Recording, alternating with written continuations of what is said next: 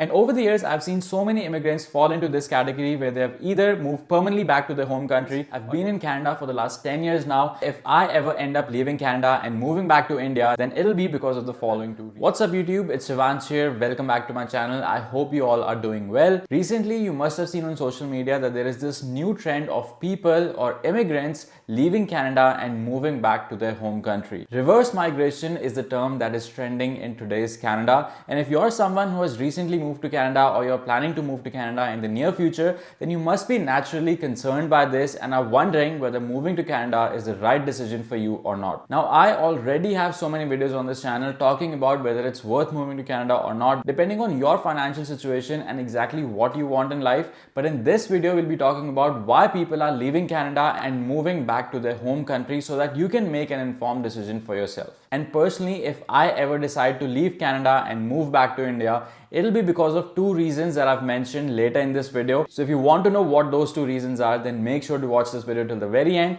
But before we begin, please make sure to hit the like button and subscribe to my channel because I post a lot of useful videos about studying and working and living in Canada. And your support is extremely important for me because if you like and share this video, then YouTube will show this video to a lot more number of people and that will help my channel in a big way. So please make sure to do that. And with that being said, let's start this video. The first and one of the biggest reasons why a lot of people leave Canada and move back to their home country is because they're not able to find a job in Canada. So here's the story of a lot of people, especially young immigrants. It usually starts with their dream of moving to Canada for higher education. Next, they have to choose a course to study in Canada. But unfortunately, for a lot of people, they just go ahead choosing a 2-year diploma course without doing much research or just selecting a course that their agent has recommended. And finally, they move to Canada, they finish their education, and then they're not able to find a job. And eventually, they end up in a situation where they realize that they're not really eligible for any real jobs because their course never taught them any valuable skills that are actually required in the job market. And because they're not able to find a job for several months, the frustration adds up and they start blaming Canada that there are no jobs here. And eventually they move back to their home country thinking that the Canadian dream is actually a lie. Now, don't get me wrong here, but the fact is that there are jobs in Canada. The job market can be tough at times depending on the economic cycle, but the more important thing is that you need to possess the right skills, the right educational qualification or certifications that the employers are actually looking for in Canada. If your course did not teach you any valuable skills that are actually required in the job market, go ahead and do some additional certifications, talk to people who are already working in the industry and figure out what's actually required, bridge that gap and become competent so that people can actually offer you a job as well. And as I said earlier, the job market is certainly tough as compared to, let's say, a couple of years ago. But the good news is that the job market is picking up. There are more jobs that are showing up at this point in time,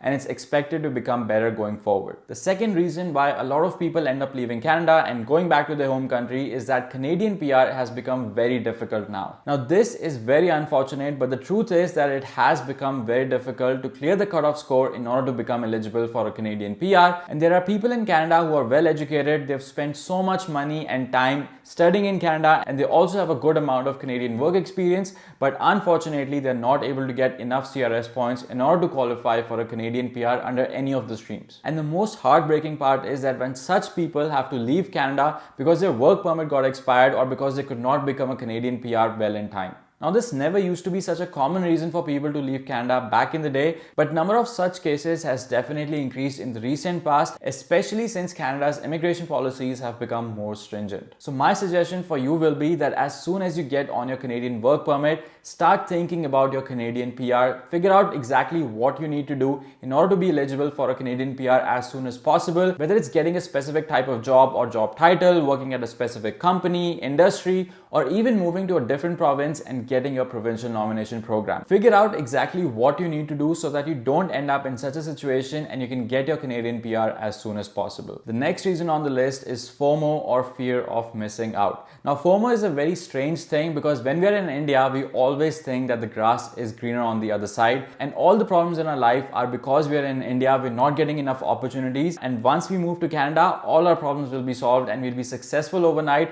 and we'll enjoy a luxurious life here. But the reality is is that all that glitters is not all that gold. And once you'll move to Canada, you'll realize that life is hard in Canada as well. There's a lot of hard work that you'll have to put in, and you'll have to go through your fair share of struggles, whether it's finding a job in Canada or managing your expenses or surviving the extreme weather conditions and just building an overall successful life here. And when they see these ground realities of Canada, some people get disillusioned and then they start questioning whether moving to Canada was the right decision for them or not, and then they end up moving back to their home country. And the reason for this mismatched expectation is that when we are in India, we see our friends or family who are already living in Canada, enjoying their lives, buying these expensive items, whether it's phones, clothes, bags, etc. But what we don't see is what kind of a hard work is actually required in order for them to be able to afford these items. We don't really know what their financial situation is, how much debt do they have on themselves, and what are they actually doing in order to afford that lifestyle. So after seeing all this, some people move back to their home country because they realize that they probably had a better life back in India. Maybe they had a high paying job and they were able to save and invest a lot more money in India as compared to in Canada. Or maybe they had a very successful business back in India and now they'll have to start everything from scratch and build everything from the ground up in Canada.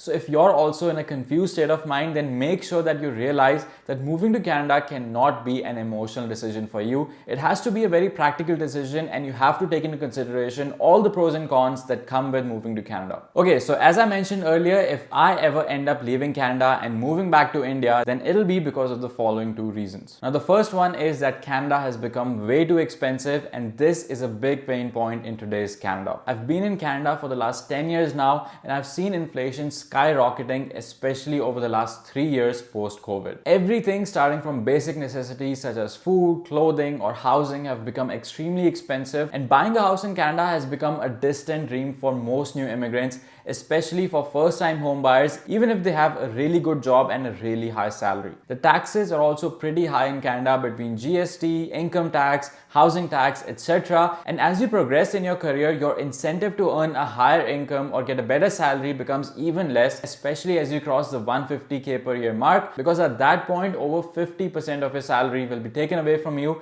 in the form of taxes. So because of all these things, a lot of people are actually realizing that they might be able to save and invest a lot more money if they move back to India or move to some other countries such as UAE, where the taxes are less, where they have the potential to live a life that is similar or even better than what they can actually afford to live in Canada. Now, the next reason on the list is that after spending a few years in Canada, a lot of people realize that they want to live closer to their families, nearer to their loved ones, and that's why they end up leaving Canada and move back to their home country. Now, in my opinion, there are actually two categories of immigrants. Category one is of immigrants who have most of their friends or relatives who have moved to Canada over the years, and they're actually living closer to them, probably in the same city, if not in the same neighborhood. So the people in this category have a well-established social circle here in Canada, and Canada is basically their home now because most of their family and most of their loved ones are already here with them. And category 2 is of people who are living in Canada, but most of their loved ones are still in India or still back in their home country, and they have no intention of moving to Canada with them. So after spending a number of years in Canada and gaining that international experience and potentially earning and saving a huge chunk of money, people in this category end up moving back to their home country so that they can spend more time with their loved ones and stay closer to them. And over the years, I've seen so many immigrants fall into this category where they have either moved permanently back to their home country, or they've sort of come up with this hybrid arrangement where they can spend a good amount of time in Canada and then go back to their home country and spend a good amount of time there as well, potentially because they've set up businesses or systems that can help support such a lifestyle for them. Now, there's no straight answer when it comes to whether moving to Canada is the right decision for you or not. For some people, it might be the best decision of their lives, but for other people, it might be totally unnecessary, and after spending some time in Canada, they might realize that they probably had a better life back in their home country. So if you're still deciding whether you should move to Canada or not, then you should first figure out why you want to move to Canada in the first place, what you actually want in life, and whether moving to Canada will actually provide you with all those things that you're looking for or not. And only then go ahead and make that decision so that you don't regret it later on. I hope you guys found this video to be useful. If you did, then please make sure to hit the like button and subscribe to my channel if you haven't already. And also make sure to follow me on Instagram at Singla119 because I post a lot of useful content on Instagram as well. And if you have any questions or comments or requests, then let me know in the comments below and I'll be happy to answer them for you. I'll see you guys in the next video. Bye.